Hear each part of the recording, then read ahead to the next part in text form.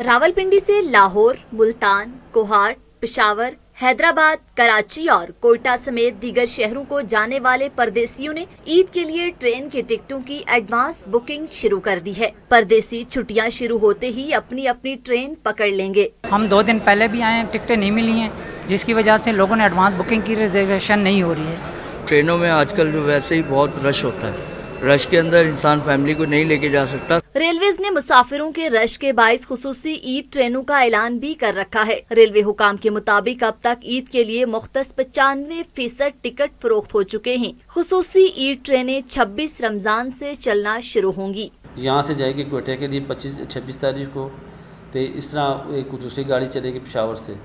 जो हमारी गाड़ियाँ उधर से 3 गाड़ियाँ आ रही हैं कराची से, वो 18 से चल रही हैं, ईद स्पेशल हमारी है। ईद अपनों के साथ मनाने के शौकीन शहरियों के लिए रेलवेज का पैगाम है, जल्द से जल्द टिकट बुक करा लें ताकि परेशानी से बचा जा सके।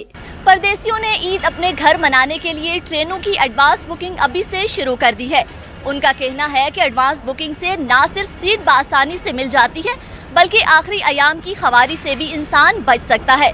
कैमरामैन मुमताज हुसैन के साथ अरीशा सगीर, डॉन न्यूज़, रावलपिंडी।